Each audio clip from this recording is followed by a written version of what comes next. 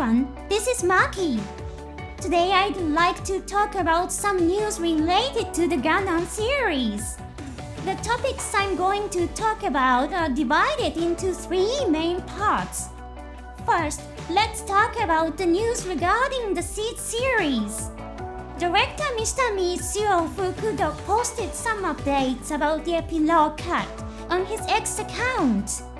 He discussed the content removed from the movie regarding the epilogue cut of Kira and Lars. Next, we have news about the Blu-ray disc sales for Seed Freedom. The number of discs sold is a very important factor in the anime industry, often serving as a benchmark for deciding whether to produce sequels. Finally, there's a small update regarding Double Zeta Gundam. It's a small piece of news, but it's something that often comes up among dedicated fans, and we'll take a look at it along with the latest footage. Alright, let's dive into the news. First, let's take a look at Mr. Fukuda's comment on X. After learning about the significant sales results of the Blu-ray disc, he posted this statement. Details about Blu-ray disc sales will be discussed in the next section. For now, let's focus on Mr. Fukuda's comment. I would like to express my gratitude to everyone. In the additional epilogue, the last part was cut. To tell the truth, even the audio recording for it was finished, but I decided to cut it because I thought it would give the story a better flow. The concept was that Lois would visualize a scene in her mind and transfer it to Kira's mind. Here's the content. Lois line, laughing. Hey Kira, you were thinking of something naughty, weren't you? Kira's line, surprised. Lois line, smiling sweetly. But don't worry, Kira's line. Alas, Kira's inner thoughts. What does she mean by that? Lois line, speaking shyly. Fufu, what do you think of this outfit? The end. That's Mr. Fukuda's comment. The epilogue cut consisted mainly of still images and voiceover. Last year, this content was revealed on Gundam's official YouTube channel. It seems that the intention behind this cut was to let viewers imagine Lois' words in their minds. What kind of outfit did Lois have in mind? Fans often joke, what could Lois be thinking while watching Mia Campbell's live footage? Could it be that she was imagining herself in a sexy outfit like Mia's and was transferring that vision into Kira's mind? This part of the epilogue also has a comedic touch as it mirrors two other scenes in the story. Griffin once sent an image of Kano Mikao's appearance into Kira's mind, causing confusion. Similarly, Athram forcibly showed Shur a vision of Kakori in a sexy outfit, leaving Shur confused. It gives the impression of reflecting on these two elements in a playful and humorous way. While the content is indeed entertaining, it may have been a bit too provocative as a final impression after watching the movie, as Mr. Fukuda judged. What kind of outfit did Lois have in mind? For fans who enjoy creating fan art, this could be an interesting topic to explore. Now let's dive into the news about the Blu-ray disc sales for Seed Freedom. In Japan, a well-known media company called Oricon released its Blu-ray disc sales ranking data covering sales from December 23 to December 29, 2024. The special limited edition of Seed Freedom took the number 1 spot. It sold 68,275 copies. In fourth place was the standard edition Blu-ray disc with 22,736 units sold. In addition, the 4K video edition came in at number 9. This version offers enhanced visuals, but requires 4K compatible playback equipment. It sold 8,504 copies.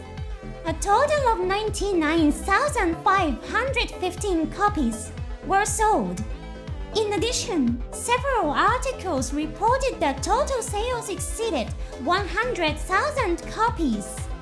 Although Oricon is a large media company, it probably doesn't capture all distribution channels perfectly.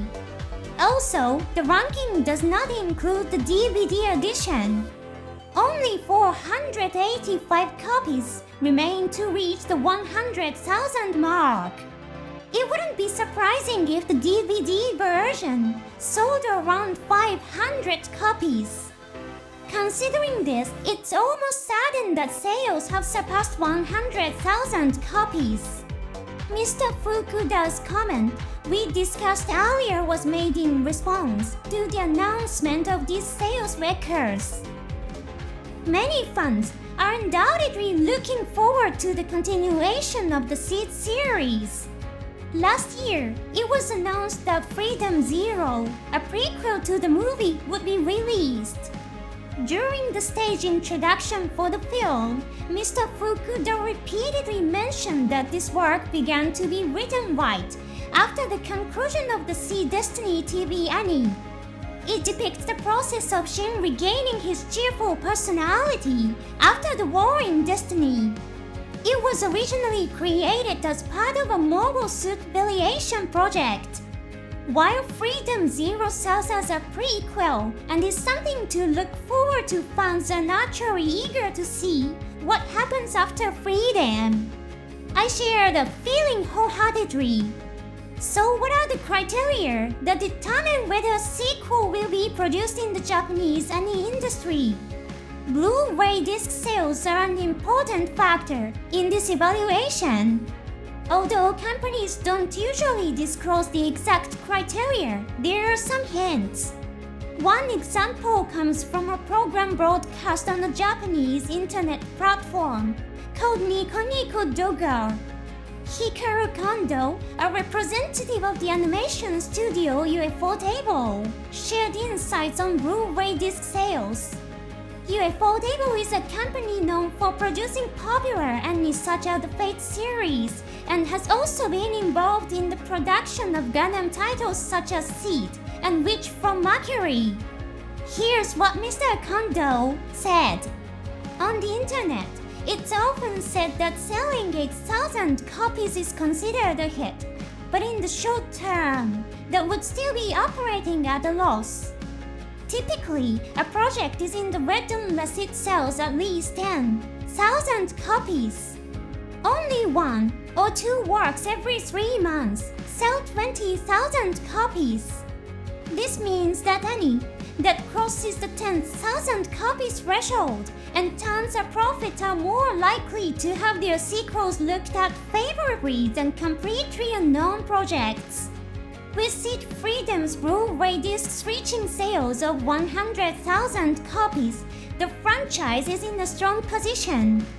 In addition, the Gundam series doesn't rely solely on disc sales. Gunplay and other merchandise play a significant role in its commercial success. Therefore, it may not be appropriate to judge by disc sales alone. However, from a fan's point of view, and including a dose of hope, it's reasonable to conclude that the Blu-ray sales position the series in an extremely favorable state for a potential sequel. Let's continue to support the series with high hopes for the future. Finally, here's a little news about Double Zeta Gundam. A common topic of discussion among fans is, where is the Double Vulcan mounted? Officially, the head is said to be equipped with 460mm Vulcan cannons.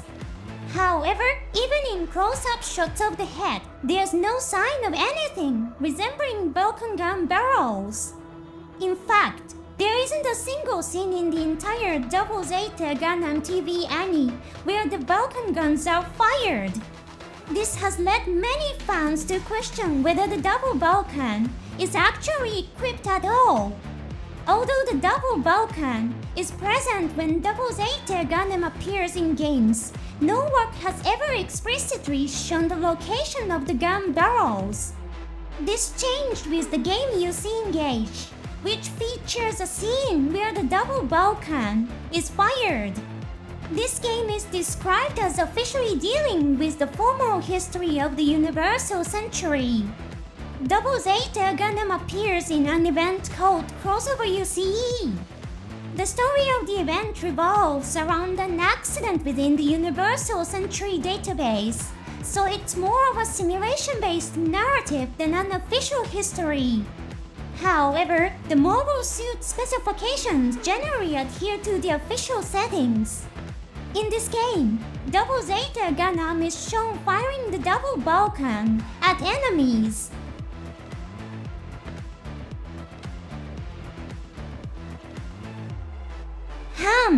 Could you make out the gun barrels?